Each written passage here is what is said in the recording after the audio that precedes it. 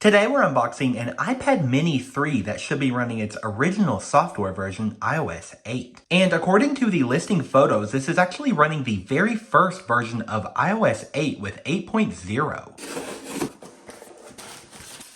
And here we have our iPad mini 3. This is in the silver color option. Here on the front, it's looking pretty nice, just some very light surface scratches on the display. And turning the device over, it does appear that there is a pretty noticeable dent. I did see this in the listing photos. But really, other than that dent, the iPad is looking pretty perfect back here. And the corners are looking really perfect too. I have not seen any dents so far. So let's see if this iPad has any battery power to start up. And yes, it looks like it does. And awesome, we do boot into the iOS 8 slide to unlock screen. So let's do that now. And unfortunately, we do get a prompt to sign into an iCloud account. But I checked the serial number of this device and found out that Find My iPad was actually turned off. So if all goes well, I should be able to simply sign out of this and then reset it. So we'll just close out of this now and take a look at the home screen. And from this, I can definitely tell that it is running an 8.0 version. And that's due to this iBooks icon here that has flat pages. Apple changed this icon in iOS 8.1 to an updated version with pages that curled upwards. So let's go into settings and just confirm the version. And yes, we do get confirmation that this iPad is running iOS 8.0. And here in the iCloud section of settings, curiously, it does state that Find My iPad is on. And when you try to turn that off, it does ask for the password. Same goes for just trying to sign out of the iCloud account altogether. So I believe the issue that I'm experiencing here is not actually that this iPad is iCloud locked. It's rather just that iOS 8 is known for having issues connecting to iCloud servers. So I'm thinking I should just be able to erase all content and settings here to remove the user's account from this. So let's try that now. Okay, well I ended up having to go through quite a process, but I was able to get the iPad mini erased. So the device was not allowing me to erase all content and settings due to the iCloud account. But what I ended up doing to get around that was setting a passcode for the device, but using this option here to erase the device after 10 failed passcode attempts. And that ended up being very successful. It was just what I needed to bypass the whole iOS 8 iCloud issue. But I will admit I was very nervous during that entire process, because I was relying on third-party websites to tell me that Find My iPad was turned off for this device. Thankfully, of course, they ended up being accurate, but I was just pretty skeptical at first. And I also wanted to give a shout out to my friend Mark for helping walk me through the process. He actually just posted a video on his channel unboxing an iPhone 6 on iOS 8.0. So I'll leave a card for his video in the top right, be sure to check that out. I connected this iPad to my Mac to find the battery health. And it turns out it's at 98% with only 25 battery cycles. So now let's take a second to talk about what this iPad mini 3 was. This model launched in October 2014 alongside the iPad Air 2. And while the Air 2 brought a ton of improvements like a laminated display, thinner design, upgraded processor, and more, this iPad mini 3 was a really small upgrade over its predecessor. And this is a very notorious model for being one of the worst year-over-year upgrades ever. So really the only functional improvement for this model was the addition of this Touch ID fingerprint sensor on the home button. There was also now a gold color option that was not available on the Mini 2. There were slightly different storage configurations now, so 16, 64, and 128 gigabytes. And those were priced at the same $399, $499, and $599 that you used to get 16, 32, or 64 gigabytes with on the Mini 2. So although that does get really confusing, you got slightly more bang for your buck with the storage on the Mini 3 here. There was a very slight design change to the camera on the Mini 3. So as you can see, it did not have this extra ring around it like the Mini 2 did. However, this was just a cosmetic difference as the actual camera itself was the same. Another slight difference for the Mini 3 here is that the cellular models were handled a little bit differently. So like the iPad Air 2, the cellular models of the Mini 3 here shipped with an Apple SIM. So that just gave you a little bit more freedom with some carriers in certain situations to switch between them. So let's take a look at the Touch ID setup process. You could either set up Touch ID during the initial setup process or do so here in settings later. And the process for enrolling your fingerprint was really simple. You would just repeatedly lay your finger over the sensor and remove it. And there was this second phase here where it would get an image of the edge of your fingerprint.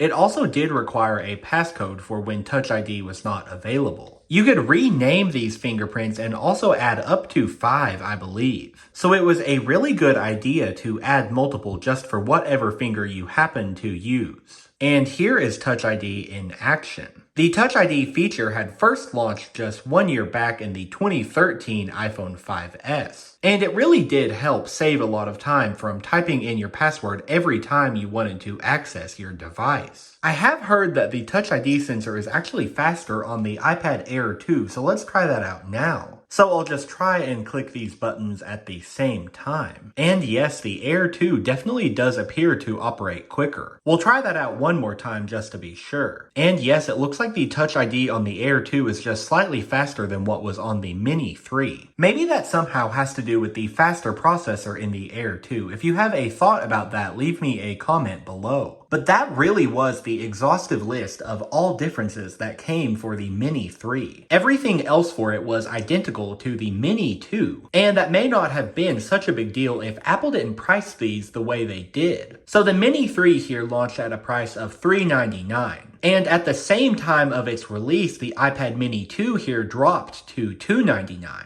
So for an identical 16GB model, you were paying $100 extra really for only Touch ID. And that was just crazy to most users. Unless you really wanted that feature as well as the option of a gold color, it just did not make sense. So these both had a 7.9-inch Retina display with a resolution of 2048 by 1536. And that came out to a pixel density of 326 pixels per inch. And that panel itself was still really impressive, but it was not laminated to the glass like the iPad Air 2 was. So that did make for a less premium viewing experience. The Mini 3 was also powered by the same processor as the Mini 2 with the A7 chip. And again, that was still really impressive for the time. It was paired to 1GB of RAM. But it was definitely not as impressive as the triple-core A8X in the Air 2 that included 2GB of RAM. The general design of this iPad had been around since the 2012 first generation Mini, so it did have an older design cue that was beginning to be phased out. And that would be the physical mute or rotation lock switch. And as you can expect, this iPad was not really well received. So it was only on sale for 1 year, being replaced with the iPad Mini 4 in September of 2015. The Mini 4 here really addressed all of the downfalls of the Mini 3. So it had that laminated display with the anti-reflective coating like the Air 2. It also had a much thinner design, as well as an upgraded processor with the A8 and 2GB of RAM. So we're left here with the Mini 3 as a reminder of the time that Apple decided to charge $100 extra for Touch ID. As expected, this model did receive the same amount of software support as the Mini 2 through iOS 12 in 2018. So definitely not as much as the Mini 4 and Air 2. Those were more future-proof and received support through iOS 15. So now we'll turn our attention to iOS 8 on this device specifically. And it's really strange how this device is running iOS 8.0, as it was technically released about 1 month into iOS 8's life cycle. So the launch software version for this model is supposed to be iOS 8.1, but apparently Apple was manufacturing some of these pretty early, and that's how this one ended up running 8.0. Using the Coconut Battery application, I noticed that the production date for this device is very early September of 2014. So these iPads were in production even before the iPhone 6 was announced. And iOS 8 itself was a relatively small upgrade over iOS 7, as that version had just brought the full flat and modern redesign to iOS 1 year prior. But it did bring some cool new features like continuity and handoff. Those were really great additions, especially if you had many devices in your Apple ecosystem. iOS 8 also brought a new QuickType keyboard. So you would get a row of suggested words on the top of your keyboard. Also, while we're here, let's take a look at these iOS 8 emojis. And these are just super nostalgic to take a look at. There were more apps on iOS 8 by default, so the iBooks app was now included, as well as tips and podcasts. There was now a recently deleted folder in the Photos application. Also, the camera app now had a timer built in by default. Multitasking in this version would now feature your recent contacts across the top. And the control center on this version had a slightly different look. Here's what it looked like with iOS 7, so just a small refresh for iOS 8. Here in 2025, the App Store actually still works on iOS 8. It is the oldest version where you are able to actually sign in and download apps. Although the process is a little bit convoluted, you have to go in through your Purchase tab and sign in.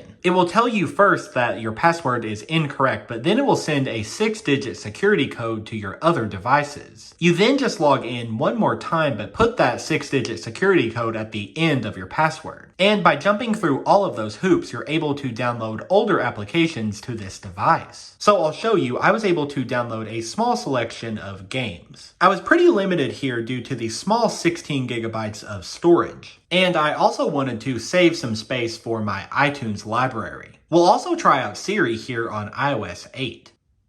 What version of iOS am I running? You're running iOS version 8.0. Show me MLB scores. There are 14 MLB games for today. So there is a look at Siri. And we'll also take a look at the default wallpapers for iOS 8. So first we have this dynamic category. These were new for iOS 7. And they would give you moving dots based on the tilt of your device. Although this one appears to be pretty glitchy. It doesn't want to show any dots right now. I was able to get this blue background working. We also have a really incredible selection of stills. There are actually 43 images here to choose from, which is just a huge amount. And I've said this before, but I have to say it again, this is my favorite selection of wallpapers on any legacy iOS version. Be sure to leave me a comment below with which iOS version has your favorite selection of wallpapers. I'm super glad to have this Mini 3 on iOS 8 in my collection now, as they're really hard to find and it was a big missing piece for my collection. Thank you so much for watching, and I'll see you guys in the next one.